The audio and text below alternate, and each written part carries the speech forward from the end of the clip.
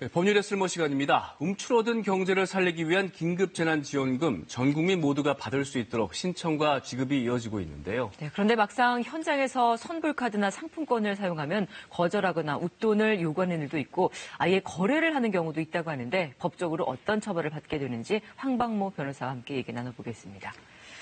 네, 변호사님, 긴급재난지원금 이번 주부터 카드로 신청도 하고 있고 개개인별로 상황에 맞게 하면 되는 거죠? 예. 이게 상황에 따라 조금씩 다른데요.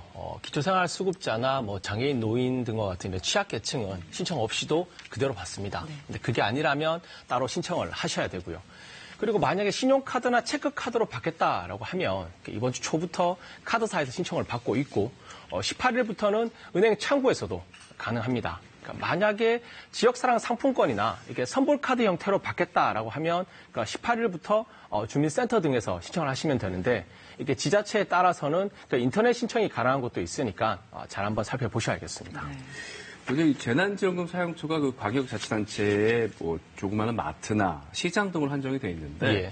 이 스스로 명목으로 돈을 더 달라고 하는 경우도 있다면서요? 네, 맞습니다. 이게 인터넷 카페 등을 중심으로 이게 좀 황당하다 이런 글들이 많이 있습니다. 36,000원짜리 물건을 사려고 했었는데 네. 내가 긴급재난지원금을 사용하겠다라고 하니까 그럼 수수료를 붙여서 4만 원을 달라라고 하거나 아니면 동네 마트에 가보니까 같은 제품인데 가격이 올라갔다. 이런 경우들이 좀 많았습니다. 이게 대부분 그 카드 수수료를 이유로 내세운다고 하는데요. 긴급재난지원금 사용처가 주로 소상공인, 자영업자의 업종으로 좀 제한이 됩니다. 그래서 지원금을 주로 사용할 마트 등과 같은 연매출 3억 원 이하의 가맹점들의 수수료가 보통 신용카드 0.8% 그리고 체크카드가 한 0.5% 정도인데요. 이런 상황에서 카드 수수료 때문에 한 10% 정도를 더 받는다라고 하면 이게 명백히 바가지인 거죠. 그래서 현행법을 보시면 이런 식으로 악용해서 부당하게 거래를 했다면 최대 징역 1년 또는 벌금 1,000만 원을 물 수가 있고요. 또 만약에 카드 가맹점이 긴급재난지원금을 사용했다고 우린 거래를 못하겠다 이렇게 하거나 아니면 수수료를 요구하는 등의 불리하게 대우했다면 가맹 취소를 당할 수도 있습니다.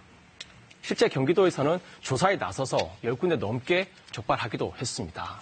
네. 그런데 아예 카드 결제가 안 되니까 예. 현금만 받겠다 이런 경우도 있다고 하는데 네, 그런 경우도 경우는 있죠. 어떤가요? 맞습니다. 이게 근데 카드로 받은 그 긴급재난지원금도 일반 카드 결제기에서 당연히 사용이 가능합니다. 예. 그래서 카드 결제기를 핑계로 현금을 달라고 하는 거 이건 좀 일종의 꼼수라고 볼 수가 있고요. 또 이게 결국은 카드 매출을 이거 숨겨서 세금을 적게 내겠다 이런 의도가 보이는 것이고 이건 역시 카드 사용자를 두고 이게 결제에 있어서 좀 불리하게 대우하는 행위인 거죠. 그래서 앞서 말씀드린 바와 같이 이런 식으로 악용해서 부당하게 거래를 하게 되면 최대 징역 1년 또는 벌금 1,000만 원을 물 수가 있고요. 또 이렇게 하는 것이 결국은 탈세 이외에는 다른 이유가 없다라고 판단되기 때문에 세무조사 등도 받을 수가 있습니다. 그 재난지원금 명목으로 받은 각 지역 화폐를 할인해서 팔겠다 이런 예. 판매글이 인터넷 사이트에서 계속 올라오는 경우도 있고 가맹점들이 실제 거래가 없는데 지역 상품권을 받고 현금을 지급하기도 한다던데 맞습니다. 이건 문제가 있는 거 아니겠습니까? 네, 당연히 문제가 있습니다. 이게 중고거래 사이트를 보시면 결국 긴급재난지원금으로 받은 어떤 지역 화폐나 선불카드를 팔겠다. 이런 글들이 올라오는데요. 이것은 그 지역 화폐의 현금 할인 매매, 그러니까 일종의 상품권 깡 방식으로 긴급재난지원금을 현금화하는 겁니다. 그런데 여러 지자체 등에서는 이게 이용의 편의성 등을 고려해서 긴급재난지원금을 대부분 지역 화폐나 선불카드 형태로 지급을 하고 있습니다. 그래서 이렇게 전자화폐 카드를 허가받지 않은 곳에서 거래하면 그 자체로 불법이라서 형사처벌 받을 수도 있습니다. 전자금융거래법은 이런 전자식 카드 등을 허가되지 않은 방식으로 사고 팔면 3년 이하의 징역이나 2천만 원 이하의 벌금에 처하도록 하고 있습니다. 그리고 아까 말씀하신 대로 지역 앞에 가맹점들이 물건을 팔지 않고 상품권만을 받은 뒤에 현금으로 돌려주는 경우도 왕왕 있거든요. 예를 들어서 지역 앞에 가맹점인 옷가게에서 옷을 팔지는 않고 상품권 50만 원을 받은 뒤에 현금으로 40만 원을 되돌려 준다면 이게 7월부터는 과태료를 물어야 됩니다. 정부는 7월부터 이런 행위에 대해서 최대 2천만 원의 과태료를 부과합니다.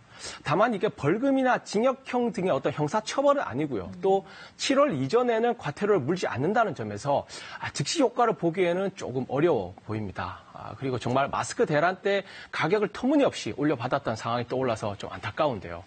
지원금을 신청하지 않으시면 자동적으로 기부가 되고요. 카드로 받았다면 8월 31일까지 다 사용하셔야 되고 만약에 지역사랑 상품권으로 받으셨다면 이게 사용 기한이 5년이긴 하나 서로 돕자는 좋은 취지가 훼손되지 않도록 잘 사용하시면 될 것 같습니다. 네, 오늘 이 시간 재난지원금 꼼수거래에 대한 처벌에 대해 알아봤습니다. 고맙습니다. 네.